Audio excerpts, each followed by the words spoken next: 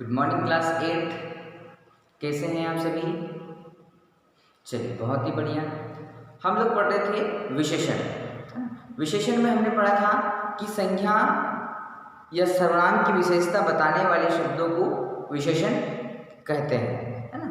हमने विशेषण के भेद भी पढ़े थे: गुणवाचक विशेषण, परिमाणवाचक विशेषण, संख्यावाचक विशेषण और सार्वभौमिक विशेषण।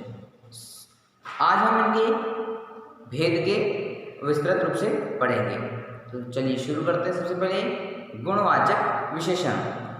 गुणवाचक विशेषण की परिभाषा है कि जो विशेषण किसी संख्या या सर्वनाम के गुण, दोष, रंग, स्थान, आकार आदि का बोध कराते हैं वे गुणवाचक विशेषण कहलाते हैं, है ना। जहाँ पर किसी संख्या या सर्वनाम के गुण के बारे में चर्चा की जा रही हो उसे हम गुणवाचक विशेषण कहते हैं, ठीक है।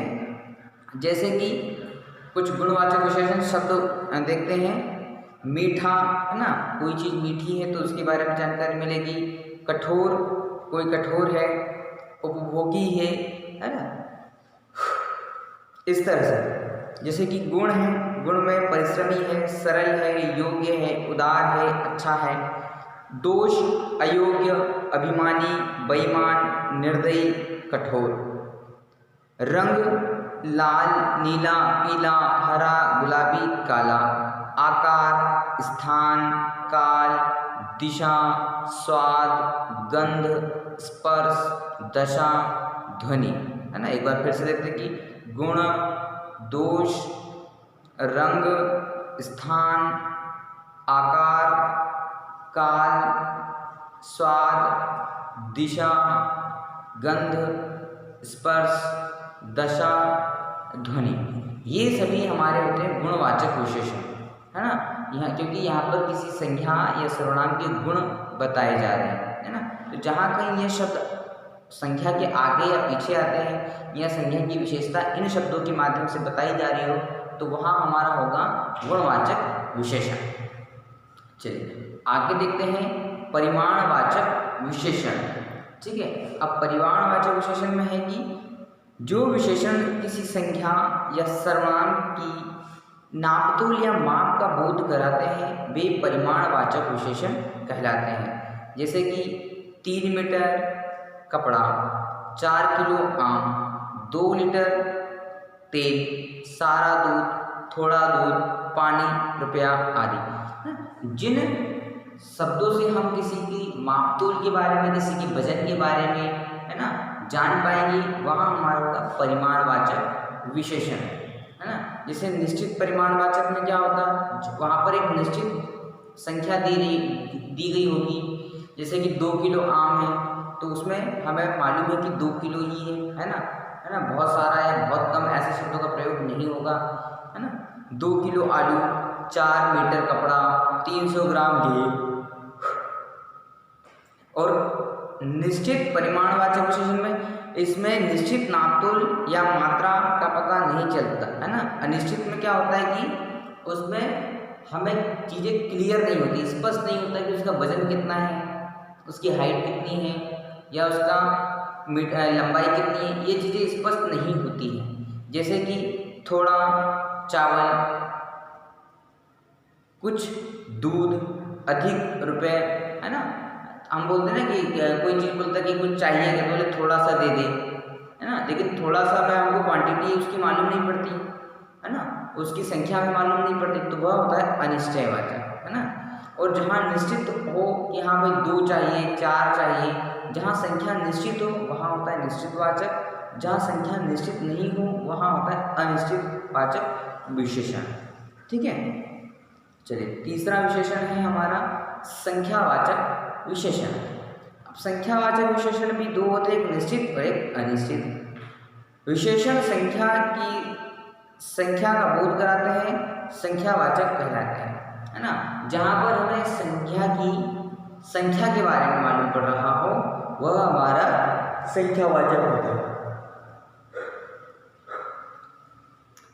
अभी एक चीज़ हमने पढ़ा था परिमाणवाचक, जहाँ परिमाण बता रहे हो, जहाँ नापतोल की बात की जा रही हो, और यहाँ पर सिर्फ संख्या की बात की जा रही हो, है ना। जैसे 1, 10, पहला, चौथा, आधा, चौगुना, ये है।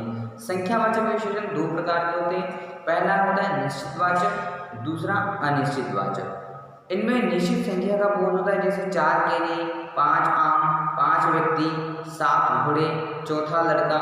इसमें संख्या का हमें डायरेक्ट पता होता है कि कहाँ पर क्या है ना। और अनिश्चितवाचक में संख्या स्पष्ट नहीं होती, जैसे सब लड़के, कुछ हाथी, थोड़े अंगूर, यह हमारा होता है संख्यावाचक विशेषण में अनिश्चित संख्यावाचक विशेषण।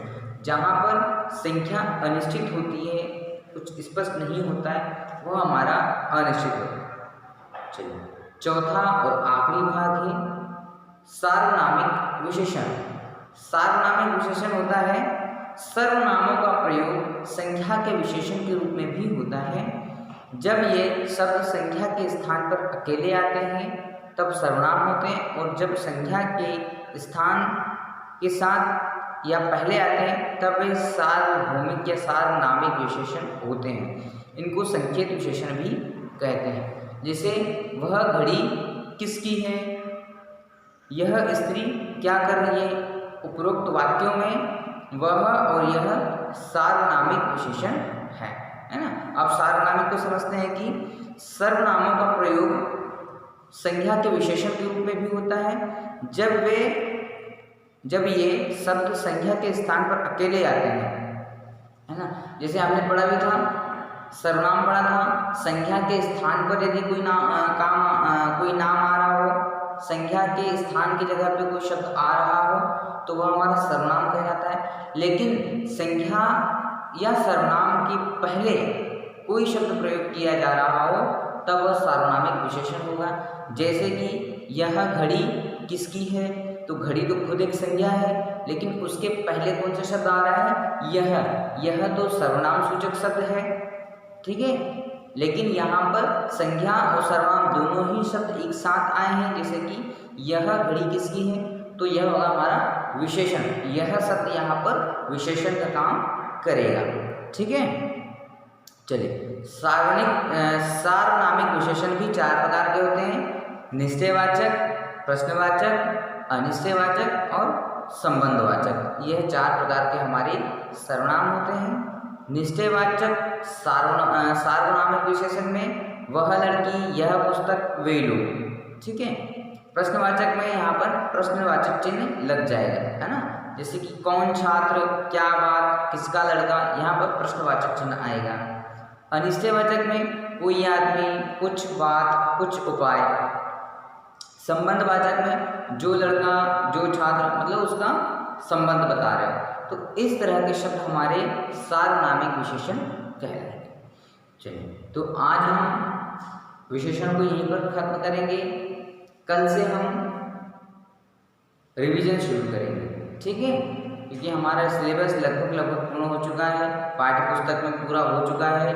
व्याकरण में आज हमारा ये हम कंप्लीट करते हैं, फिर कल से हम इसका रिवीजन शुरू करेंगे। तो सबसे पहले हम हमारी जो किताब है उस किताब से हम शुरू करेंगे। जो पाठ आने वाले हैं उन्हें हम पढ़ेंगे, फिर उसके बाद व्याकरण में पत्र लेखन भी पढ़ेंगे, ठीक है। Thank you.